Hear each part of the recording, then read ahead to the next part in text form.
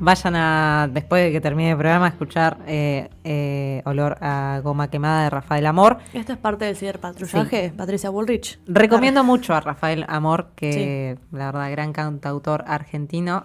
Hace poco escuché el disco Independencia y me pareció hermosísimo. Hay un tema que se llama Tomar Mate Solo. Terminé llorando. O sea, hermoso, hermoso. Admiro esa capacidad de contar historias a través de la música.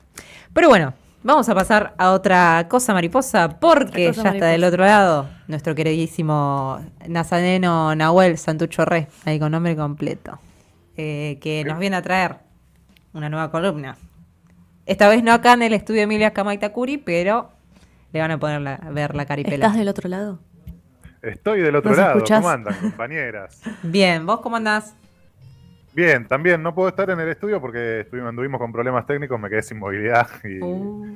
Así que, pero bueno, ahí solucionando eso. Y muy contento de volver a La Marea con esta columna. Hoy traje temita nuevo, traje algo alucinante, algo que todos conocemos muy por arriba seguramente, sí. Pero no hemos profundizado y que es muy lindo de estudiar. Que es la historia de las facturas argentinas. Increíble, increíble creación argentina. ¿O no? No sé si es creación argentina. Sí. ¿Creación nuestra? Sí, las facturas como las conocemos nosotros es nuestra, es que lo invento argentino. A ver, vamos a entrar de una. Sí. Porque el nuestro es amplio, ¿vieron? Porque esto, Argentina, finales del siglo XIX, principio del siglo XX, muchos inmigrantes europeos, principalmente países pobres de Europa, España, Portugal, Italia, Polonia, las zonas pobres de Europa se vienen para la Argentina en busca de nuevos horizontes, escapando de las guerras, de la persecución política, de la persecución policial. Llegan muchos anarquistas, socialistas, comunistas a construir su patria ideal, a construir un mundo más justo, a buscar nuevos horizontes, y se encuentran en Argentina, conventillos, ruido, indios que hablan en idiomas más raros que los suyos, choque de culturas, muchas culturas que chocan, de repente llegan muchas religiones, muchas cosas raras, y a inventarse trabajos, ¿no?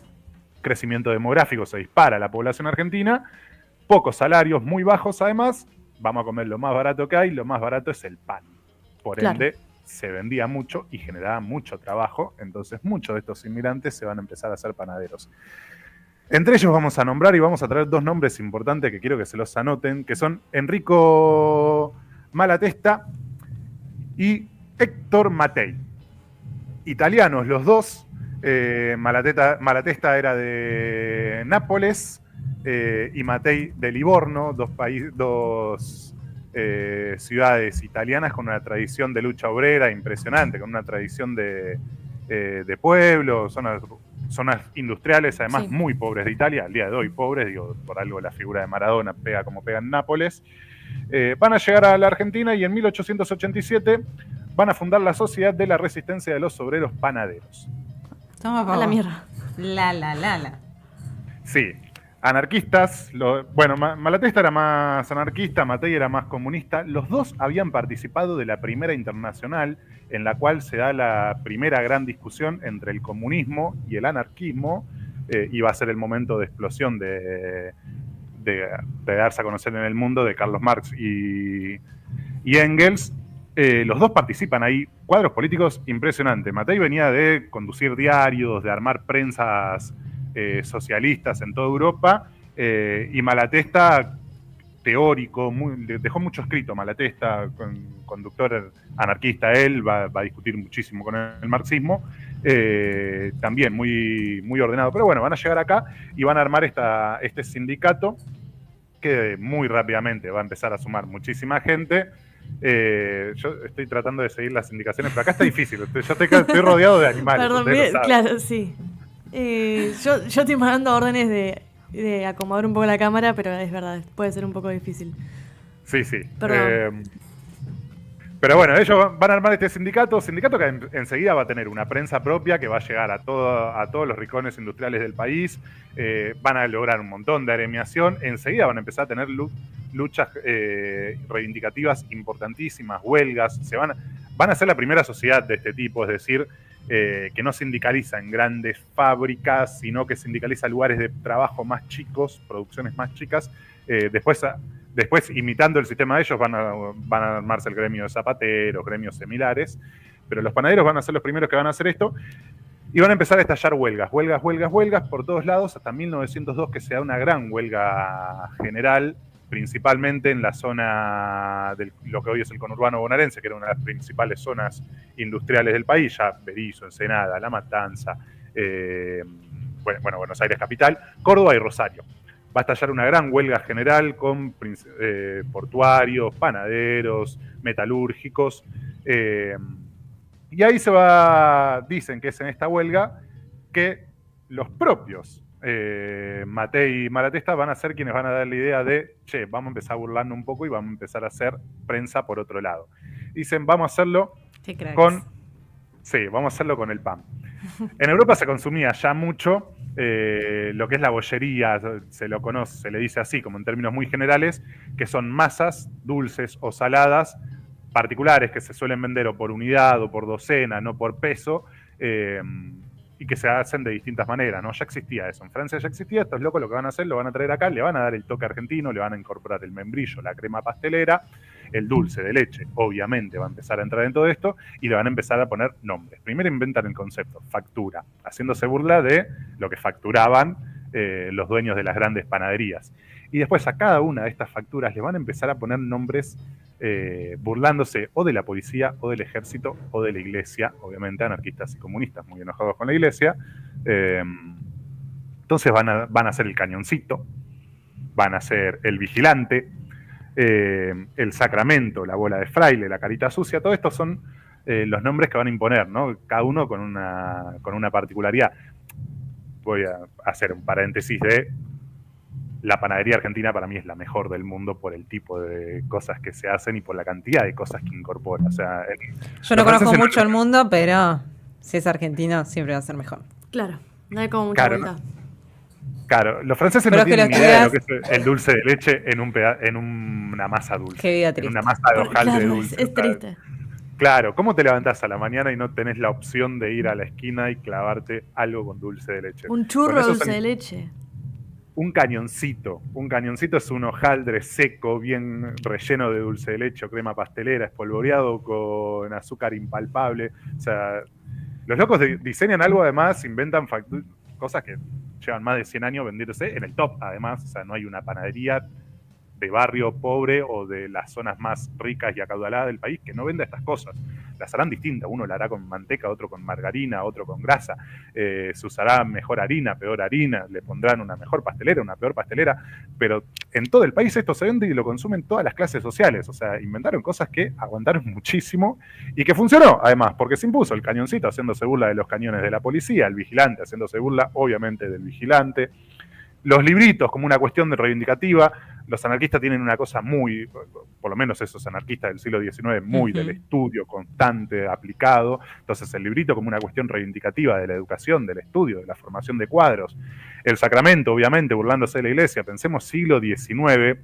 Los sacramentos para la iglesia son 7 sacramentos, son las acciones más importantes que se pueden hacer: el bautismo, el casamiento, la confesión. Entonces, ponerle a una bola de pan la palabra sacramento, ya eso era toda una falta de respeto, ya había algo poderosísimo ahí. La bola de fraile, ¿no? O suspiro de monja, en algunos lugares todavía se le dice suspiro de monja. Ya no tanto. Sí. Suspiro de monja. Claro, el otro nombre era suspiro de monja, que bueno, es similar a la berlinesa, pero relleno de dulce de leche o crema pastelera, en algunos lados también se lo rellena, y viene espolvoreado con mucha azúcar, además, para que quede bien. La carita sucia, hoy tortita negra, por ahí se le conoce más, por lo menos acá en esta región, son los que se van a imponer. Y voy a seguir con la cuestión de estos panaderos, estos chabones, porque era impresionante lo que hicieron. 1903 van a hacer otra gran huelga general, para que nos demos una idea, ¿no? Para estos que dicen, qué problema de los sindicatos, todo. ¿Qué reclamaban en esas huelgas generales? Que se les pague con plata un salario mínimo y no con pan. Claro. O sea, porque ¿con qué se les pagaba? Con lo que producían. Claro, o sea, lo que ellos mismos hacían, no les daban plata como por, bueno, ahí comprate un pedazo de carne, no, les pagaban con pan. O sea, esa era la principal reivindicación durante todos estos años, va a ser que nos paguen con plata. Estas luchas van a seguir muchísimo hasta bien entrado el siglo XX, incluso hasta la llegada de un general medio loco que llegó en 1943.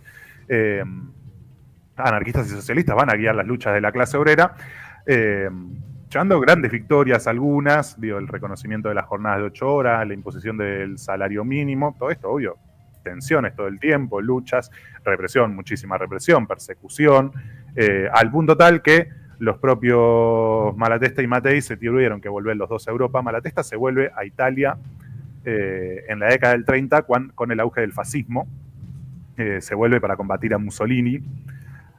Lo meten en cana, va a ir a prisión domiciliaria, un dato re loco, el chabón lo van a meter en pleno siglo XX, increíble. Prisión domiciliaria. Sí. ¿Le pusieron tobillera? No le pusieron tobillera, lo dejaban salir al balcón, igual no iba tanta gente, no generaba tantas molestias en el barrio, pero lo dejaban salir al balcón. Bien. Va a morir en 1932 en el auge del fascismo, pero bueno, se vuelve para eso. Hay mucho escrito del chabón, muy interesante para buscarlo, para leerlo. Se lleva algunas experiencias argentinas a utilizarlas en Italia. O sea, pensemos, chabón que estuvo en la Primera Internacional, vino a la Argentina, auge del anarquismo y del socialismo en Argentina, y se volvió a Italia a enfrentar a Mussolini. Increíble. O sea, sí, en 60 años de vida, 70 años de vida. Va a morir en 1932. Mattei no tengo el dato de cuándo murió, él sí también volvió a Europa, pero bueno. A raíz del sindicato de la Sociedad de la Resistencia de los Obreros Panaderos que ellos fundaron, desde 1957 se celebra el 4 de agosto el Día del Panadero, fecha tradicional, que durante muchos años en las panaderías lo que se hacía era no trabajar, sino dar el pan gratis, incluso, un hábito que se va a tomar mucho durante el peronismo, porque si bien en el 57 se va a declarar el día, ya el día se va a declarar a nivel nacional en el Congreso, ya estaba la tradición de que ese día se celebraba el Día del Panadero, entonces la tradición era dar el pan gratis o repartir la factura, y lo hacían los trabajadores, ¿no? Obviamente, claro. El patrón no quería, el dueño de la panadería pues perdía la ganancia del día, pero lo hacían igual. Nada, eso, quería traer esta historia alucinante. Hay un par de cosas más, pero bueno, ahí ya me están apurando un poquito con los tiempos. Esta historia alucinante, pues habla mucho de nuestra historia. Además sucedió acá, el cordón conurbano, principalmente Berisso, La Plata, Ensenada, es importantísimo el desarrollo de estas primeras huelgas en Berisso. Va a haber muchos panaderos, porque además de que fue fue un lugar que recibía muchísimos inmigrantes, funcionaba mucho el puerto de acá, entonces panadería era mucho laburo, por el que venían los barcos de afuera con trabajadores que no tenían ni idea de qué comer, pedían pan, que es lo que universalmente vas a poder comer. Entonces había mucho trabajo. Y un detalle, se hacían panaderos muchos venían ya con la tradición panadera, pero si no elegían hacerse panadero. ¿Por qué? Porque en las panaderías se trabaja de noche. Se trabaja de noche y se hace mucho ruido a la noche. Entonces, ¿qué les permitía eso? Poderse juntar y conspirar. Entonces, se juntaban a la noche mientras estaban trabajando, entraban 2, 3, 4, 5 más a la cuadra de producción y se ponían a tener sus reuniones, a armar sus bombas o sus armas inventadas, a practicar y demás, porque ya con el ruido de las máquinas, de los hornos y que de por sí se laburaba durante toda la noche, y era un lugar al cual obviamente no eran muchos los que querían entrar, porque era peligroso estar en una cuadra de panadería a principios del siglo, entonces estaban relativamente tranquilos, una mentalidad, o sea, pensemos esto, ninguno de estos dos que nombré eran panaderos antes de llegar acá, llegaron y se hicieron panaderos. Wow, eso es un datazo. Sí, y nada, eso, bueno, coman pan, coman facturas que tienen una historia zarpada y apréndanlas además y exijan que se les digan por este nombre. A algunos se les intentan cambiar los nombres hoy, pero bueno, hay que resistir, loco. Gran parte de nuestra historia ahí, en tan noble fruta como es la factura. Qué bien. Increíble, Nasa. Muchas gracias por esta columna de hoy, que la verdad que sí, porque lo teníamos muy por arriba, particularmente yo tenía muy por arriba, sí, tiene que ver con esto, pero la verdad que profundizar, ya está, me conmueve mucho más. Voy a salir de acá y comprarme una docena de facturas. Y la verdad, dan ganas. Y conspirar, sobre todo. Y bueno, Termino la columna igual que siempre. Busquen en las redes con Pan Cooperativa. Hacemos unas muy ricas facturas, medialunas, sacramentos y todas esas cosas que nos pueden pedir. Excelente. Muchas gracias, Nazario Santuchorré. Sigan a la Compam Cooperativa, compren de esos productos, la verdad que valen la pena. Nosotras nos vamos a escuchar un tema, ustedes también. Ya volvemos. Ay, perdón, Facu, no te quería poner. Ahí va.